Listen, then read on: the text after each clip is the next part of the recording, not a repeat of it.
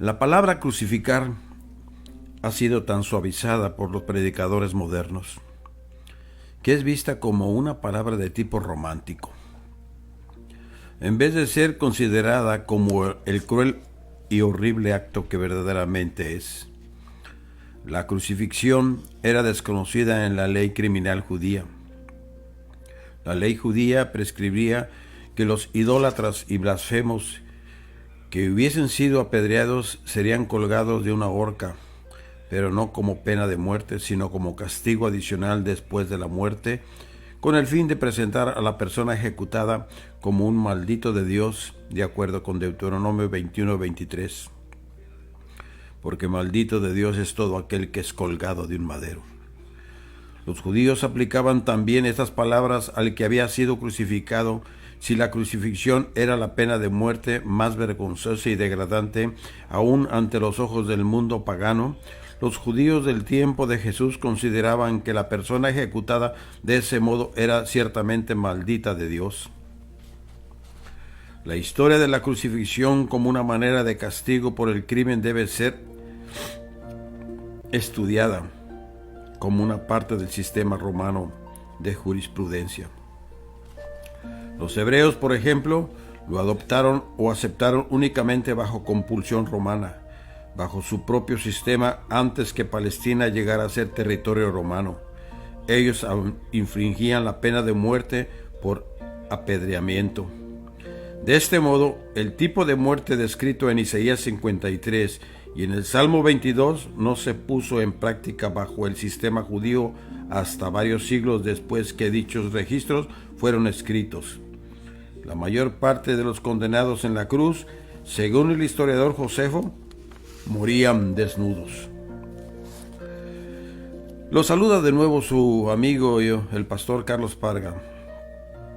Hoy, con la ayuda de Dios, del precioso Espíritu Santo, me voy a permitir presentarles, mi querido oyente, un mensaje muy interesante relacionado al precio que tuvo que pagar nuestro Señor Jesucristo por toda la humanidad. En detalle analizaremos los datos históricos, médicos y forenses sobre la crucifixión de nuestro Señor Jesucristo. De antemano le doy las gracias de nuevo por permitirme entrar a su hogar por este medio. El mensaje se titula La angustia está cerca. Iniciaré dando lectura al Salmo 22, que dice así: Dios mío, ¿por qué me has desamparado? ¿Por qué estás tan lejos de mi salvación y de las palabras de mi clamor? Dios mío, clamo de día y no respondes, y de noche y no hay para mí reposo. Pero tú eres santo. Tú que habitas entre las alabanzas de Israel, en ti esperaron nuestros padres. Esperaron y tú los libraste. Clamaron a ti y fueron librados. Confiaron en ti y no fueron avergonzados. Mas yo soy gusano y no hombre, oprobio de los hombres y despreciado del pueblo. Todos los que me ven me escarnecen, estiran la boca, menean la cabeza, diciendo: se encomendó a Jehová, líbrele él. Sálvele, puesto que en él se complacía. Pero tú eres el que me sacó del vientre, el que me hizo estar confiado desde que estaba a los pechos de mi madre. Sobre ti fui echado desde antes de nacer. Desde el vientre de mi madre, tú eres mi Dios. No te alejes de mí, porque la angustia está cerca. Porque no hay quien ayude. Me han rodeado muchos toros. Fuertes toros de Basán me han cercado. Abrieron sobre mí su boca, como león rapaz y rugiente. He sido derramado como aguas, y todos mis huesos se descoyuntaron. Mi corazón fue como cera. La palabra crucifixión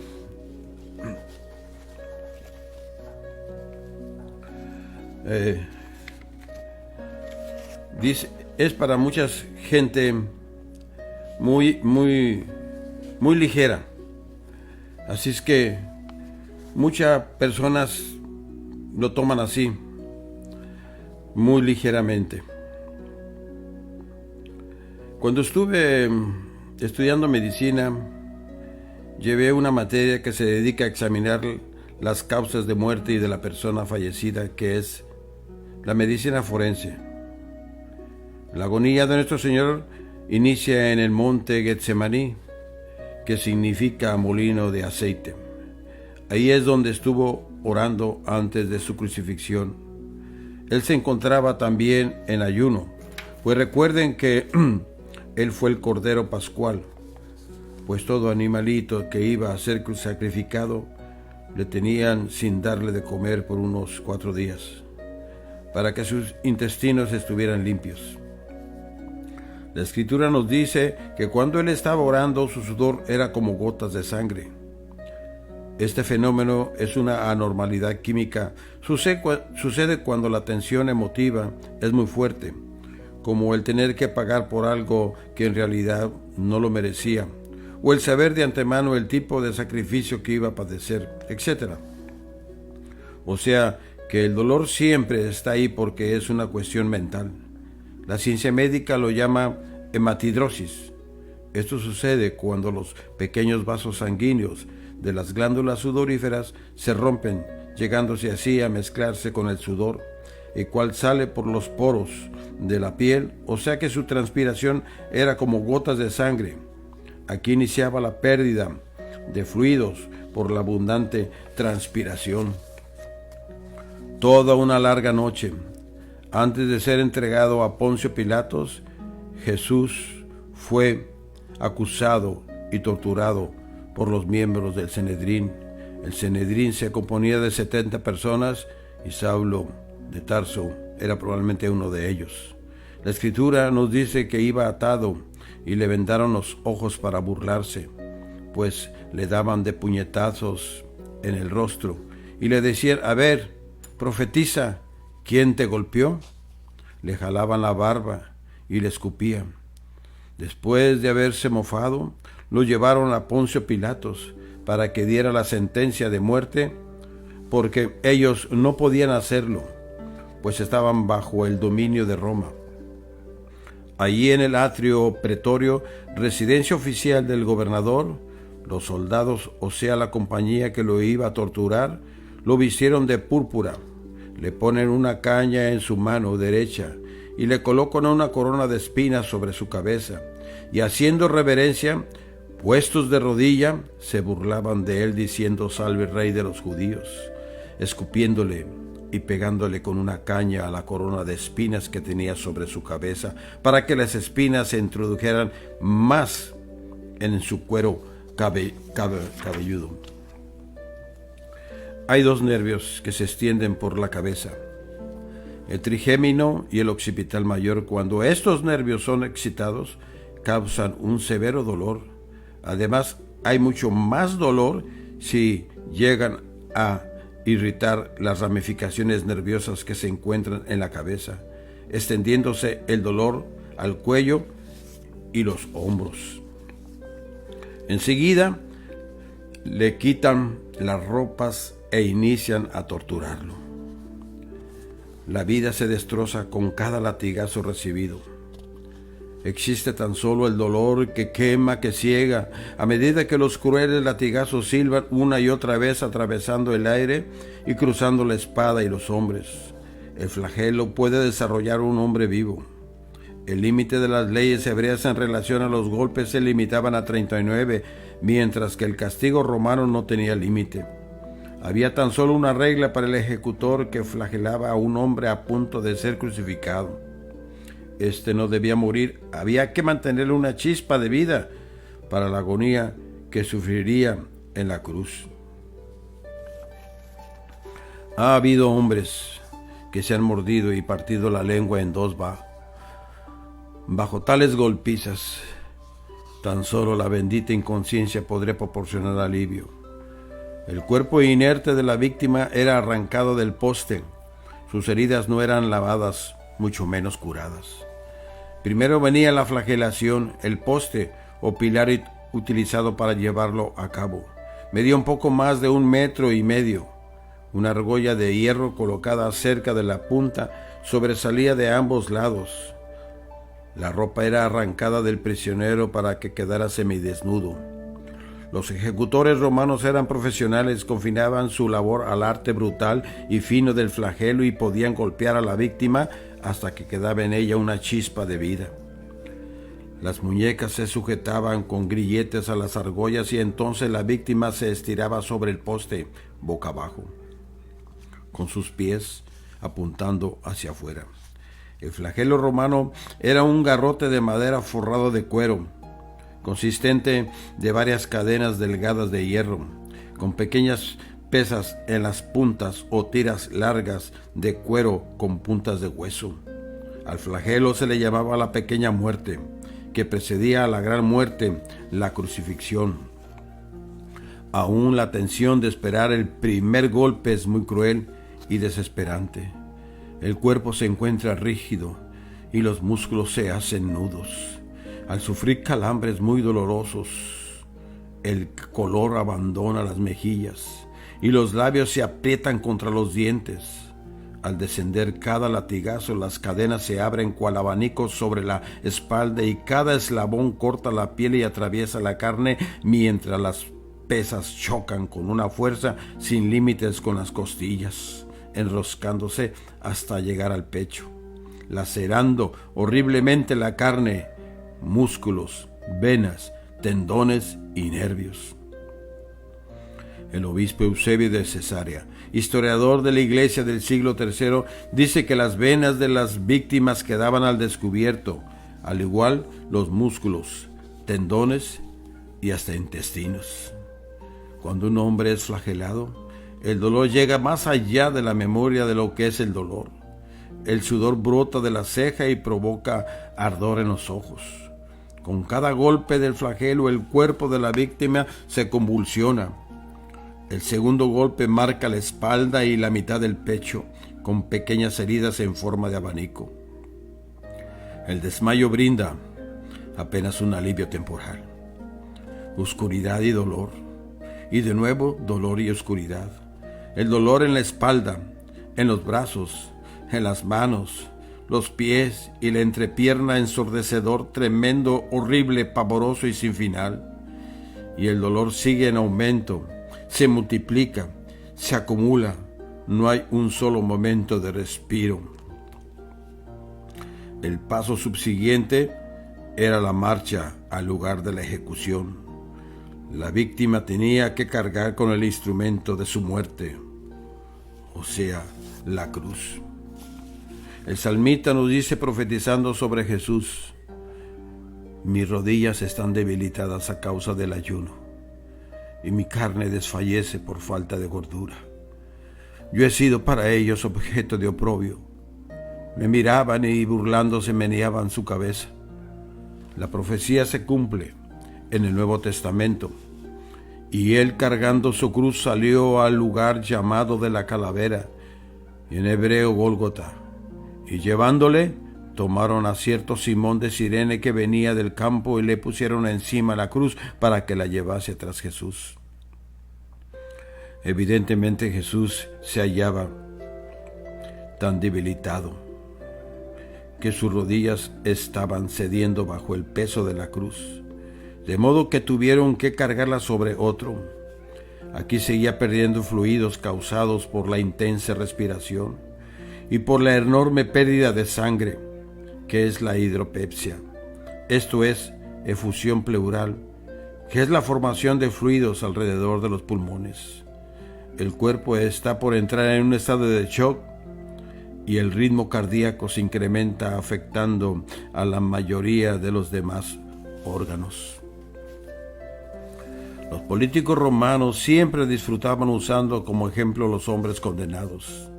El prolongado y lento desfile a lo largo de las calles públicas era como una advertencia a los demás sobre la forma en que Roma actuaría con rapidez y sin piedad. Por lo general, un centurión hacía las veces de ejecutor. Mientras 4 soldados sostenían al prisionero, el centurión colocaba el puntiagudo clavo, golpeándolo con un fuerte golpe hasta penetrar la muñeca y la madera de la cruz. Enseguida se procedía a insertar un clavo a través de cada pie. Era una muerte reservada a los ladrones, traidores y homicidas. Cuando el clavo atravesaba la piel, causaba también un gran dolor por afectar los nervios plantares, y también causando en la muñeca un gran dolor por el nervio medio de las manos. Todo era tan tremendo para nuestro Señor Jesús. Las heridas de las manos conducían fuego a lo largo de los brazos. Ninguna muerte era tan perfecta, dolorosa y agónica como la crucifixión. Ninguna vergüenza tan completa. El salmista nos dice que fue objeto de la curiosidad pública. Entre tanto ellos me miran y me observan. Y en el Evangelio de Lucas se cumple la profecía que Jesús diciendo, y el pueblo estaba mirando. El salmista sigue diciendo, repartieron entre sí mis vestidos y sobre mi ropa echaron suertes.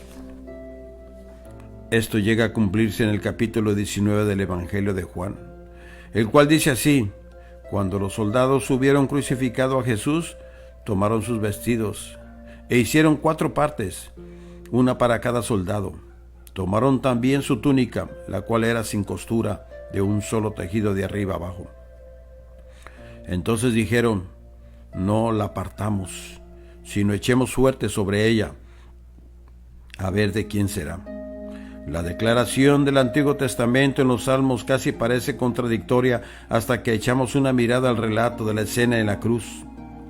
Los vestidos fueron repartidos entre los soldados, pero la túnica fue adjudicada a uno de ellos mediante el sistema de echar suertes. Así que al despojar a Jesús de su ropa le causaron mucho dolor, pues su ropa ya estaba adherida a las múltiples heridas de su cuerpo. La cruz está clavada de tal manera que la luz del sol atraviesa los ojos del prisionero. Abajo los curiosos aguardan fascinados por la tortura que se realiza ante ellos. La escena macabra se desarrolla lentamente. Morirse debiera ser algo privado, no un espectáculo público. Hay algo de obsceno al tener alrededor de uno a una multitud esperando tu muerte, con morbosidad, burla y con tanta indiferencia. Entonces, inicia la sed. Los labios están tostados, la boca reseca, la sangre caliente, la piel hirviente. La mayor necesidad que puede haber en ese preciso momento es una gota de agua fresca, pero el agua se le niega al pie de la cruz. El escuadrón de la muerte bebe en presencia del moribundo para que su tormento mental sea más grande. La lengua se inflama. Lo que antes era saliva es ahora como lana deshilada. La hinchazón empieza a aparecer en las manos y en los pies. Los músculos empiezan a crisparse. El verdadero dolor apenas inicia. Uno por uno, los músculos de la espalda se unen, causando fuertes y dolorosos calambres. No hay forma de escapar de ellos, de sacudírselos. No hay manos gentiles que masajen para aliviar el dolor. Se mueven por todo lo ancho, abarcando los hombros y el tórax, avanzando también hacia abajo al abdomen. Después de unas horas en la cruz, cada músculo del cuerpo está presionado a fuertes nudos y la agonía llega más allá de lo humanamente soportable. El dolor y algunos síntomas son muy parecidos a la enfermedad del tétanos. Yo he tenido a personas así, tratándolas y cuidándolas, y es muy horrible. Uno de ellos los vi en el Hospital General donde hice mi internado en Tepic, Nayarit. El hombre con todo su ingenio jamás ha podido inventar una muerte tan más cruel y más agonizante que la del tétanos. La contracción lenta y firme de cada músculo. La muerte en la crucifixión hasta que la agonía dure y se prolongue interminablemente. Cada hora es una eternidad.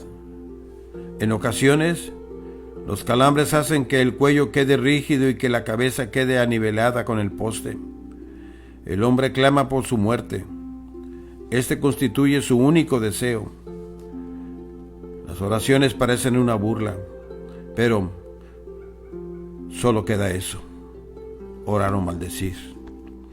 A medida que las horas avanzan, los minúsculos vasos que alimentan los nervios del cuerpo se verán aplanados y con la falta de circulación se llega a una parálisis entumecedora. Se cierne una nueva agonía para aquellos que se quedan en la cruz. Es la agonía de la membrana mucosa. En la cruz no hay fin para el sufrimiento. Es solamente la manera de sufrir lo que varía y el grado de sufrimiento el que cambia. En resumen, esta es la muerte más agonizante que el hombre podía sufrir. Tenía que apoyarse en sí mismo para respirar. El dolor espantoso que le causaban los clavos que tocaban el nervio medio o central de las muñecas le recorría los brazos, llegaba al cerebro y bajaba a la columna vertebral. Los clavos que se hacían sentir a través de los nervios entre los nervios del metatarso de sus pies lo obligaban a erguirse. Para luego los músculos de las piernas entraban al cuerpo hacia abajo, contra la cruz. Aspira aire, pero no puede exhalarlo, hasta que la acumulación de dióxido de carbono en los pulmones y en el torrente sanguíneo estimula la respiración para aliviar los dolores. El cansancio, el shock, la deshidratación y la parálisis destruyen a la víctima. El corazón apenas puede bombear la densa sangre a medida que cada una de sus billones de células van muriendo una por una. La persona experimenta severos cambios en el funcionamiento de su cuerpo. El estómago deja de funcionar por completo. El corazón late más rápido hasta explotar. La sangre ya no alcanza a irrigar a los músculos. Por lo tanto, la presión arterial disminuye y el cuerpo no recibe las necesidades metabólicas y dice: basta. Y todos mis huesos se descoyuntaron, dice el Salmo 22. Fácilmente pudo haberse producido el descoyuntamiento de los huesos mientras colgaba de la cruz de las manos y de los pies, especialmente cuando advertimos que su cuerpo fue clavado a la cruz mientras todavía yacía en tierra. Contar puedo todos mis huesos, sigue diciendo el salmista. Entre tanto ellos me miran y me observan. Era fácil que pudieran haberse visto todos sus huesos mientras colgaba de la cruz. La extensión de su cuerpo durante la crucifixión haría que los huesos fueran más prominentes que lo acostumbrado. Antes de morir y en medio de su agonía, Jesús está en pleno dominio de sus facultades mentales. Es por eso que se negó a tomar la mirra cuando se le ofrecieron, porque él no encararía sus sufrimientos en un estado de semi-conciencia, que es el efecto de la mirra. Al darse a los criminales es un acto de bondad dado al justo. Portador del pecado, era un insulto.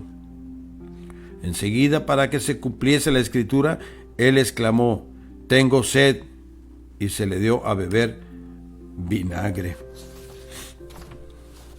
El evangelista Mateo nos dice en el capítulo 27 que cerca de la hora novena Jesús clamó a gran voz diciendo: Elí, Elí, lama sabactani. Esto es: Dios mío, ¿por qué me has desamparado? La expresiva repetición del clamor Dios mío lleva en sí la idea de que el sufrimiento, o sea el sufriente, se mantenía firmemente tomado de esta verdad de que Dios era todavía su Dios.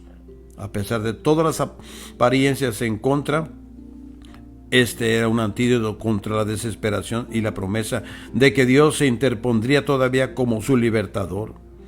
Este clamor condujo la atención de la gente hacia el Salmo 22. Cristo estaba citando el primer versículo del Salmo y ese Salmo es una clara profecía de la crucifixión. El médico Lucas nos dice que antes de morir se encomendó a Dios diciendo: en tu mano encomiendo mi espíritu, para que se cumpliera la profecía del Salmo 31. le pide al Padre Celestial que los perdone porque no saben lo que hacen, y el dulce Cordero de Dios muere en sacrificio por toda la humanidad. Finalmente, al morir, la sangre se coagula. Pero antes el evangelista Juan nos dice que no le quebraron los huesos como era costumbre por la guardia romana, para que se cumpliera la profecía del Salmo 34 que dice: Él guarda todos sus huesos, ni uno de ellos será quebrantado. Finalmente, al morir, como les digo, la sangre se coagula y el suero se separa de las células sanguíneas. El salmista sigue diciendo: mi corazón fue como cera, derritiéndose en medio de mis entrañas. La sangre y el agua que brotaron de su costado herido son evidencias de que el corazón literalmente se había reventado, y la efusión pleural que se había juntado alrededor de los pulmones estalla. Y mirarán a mí, a quien traspasaron, nos dice el libro del profeta Zacarías. Enseguida nos dice el evangelista Mateo que la tierra se cubre de tinieblas, y desde la hora sexta hubo tinieblas, y sobre toda la tierra hasta la hora novena, para que se cumpliera la profecía del profeta Amós, que nos dice concerniente a Jesús: acontecerá en aquel día, dice Jehová el Señor, que haré que se ponga el sol a mediodía y cubriré de tinieblas la tierra en el día claro. En virtud de que los judíos reconocían 12 horas desde el alba hasta la puesta del sol, la hora sexta sería aproximadamente el mediodía y la hora novena las 3 de la tarde. Jesús se convirtió en afrenta por los pecados, y el pecado de todos nosotros fueron puestos sobre él. Cristo fue crucificado. Murió en la forma más brutal jamás imaginada por el hombre. Tomó nuestro lugar. Fue nuestro pecado, nuestra condición, el que lo puso ahí. Fue su misericordia lo que le mantuvo ahí en la cruz. Su amor por usted que me está escuchando, por su servidor también. Jesucristo tuvo la muerte más completa jamás antes ideada. Fue diseñada para permitir la erosión lenta de las células, de los músculos, de las emociones, de los huesos, de los tejidos de la mente, el espíritu, la sangre y los latidos del corazón. Consecuentemente, la victoria de la resurrección es la victoria más completa que jamás existió. De la tumba resucitó con triunfo, victorioso de los dominios oscuros, y vive para siempre reinando con los santos. Él resucitó, Él cargó con todos nuestros pecados, Él los pagó ya todos, Él tomó la copa de humillación por ti y por mí. Terminó el plan de Dios y restauró a toda la humanidad a la posición que tenía el hombre antes de la caída a costa de su propia vida. Él entendió que su misión y obra era el cumplimiento de la profecía de Isaías sobre el siervo sufriente, que dice así: ¿quién ha creído a nuestro anuncio? ¿Y sobre quién se ha manifestado el brazo de Jehová? Subirá cual renuevo delante de él, y como raíz de tierra seca.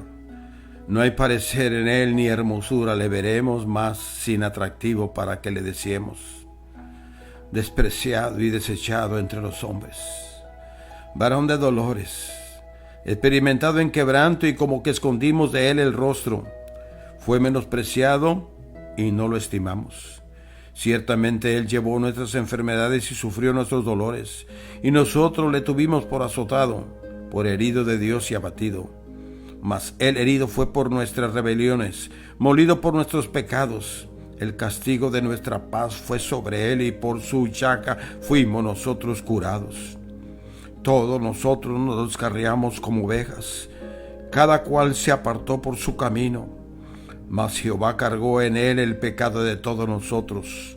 Angustiado él y afligido, no abrió su boca. Como cordero fue llevado al matadero, y como oveja delante de sus trasquiladores. Enmudeció y no abrió su boca. por cárcel y por juicio fue quitado, y su generación, ¿quién la contará?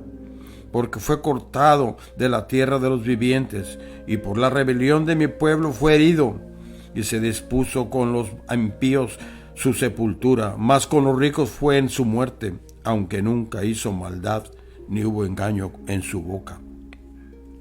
Con todo eso, Jehová quiso quebrantarlo, sujetándole a padecimiento, cuando haya puesto su vida en expiación por el pecado. Verá el linaje, vivirá por largos días, y la voluntad de Jehová será en su mano prosperada. Verá el fruto de la aflicción de su alma y quedará satisfecho. Por su conocimiento justificará mi siervo justo a muchos y llevará las iniquidades de ellos. Por tanto, yo le daré parte con los grandes, y con los fuertes repartirá despojos, por cuanto derramó su vida hasta la muerte y fue contado con los pecadores, habiendo él llevado el pecado de muchos y orado por los transgresores. Él llevó tus pecados, él llevó los míos, él los llevó de todo el mundo, porque dice su palabra, porque de tal manera amó Dios al mundo, y en el mundo estaba usted y su servidor, para que todo aquel que en él cree no se pierda, mas tenga la vida eterna. Si tú no has aceptado a Jesucristo, acéptalo en tu corazón, ahí en tu recámara y donde tú estés, dile al Señor que te perdone. Y Él te perdona porque es un Dios de amor y de misericordia. Y Él no quiere que nadie se pierda, sino que todos procedan al arrepentimiento. Y Él llevó tus pecados, acuérdalo. Y Él puso su cuerpo, y Él puso su vida, porque nadie me la quita, sino que yo la pongo para volverla a tomar, nos dice la palabra. Gracias por permitirnos entrar a tu hogar por medio de este mensaje. Que el Señor te siga bendiciendo, y acuérdate siempre de quien puso su vida por ti. Gracias. Recibe bendiciones de parte de tu servidor, el pastor y tu amigo Carlos Parga.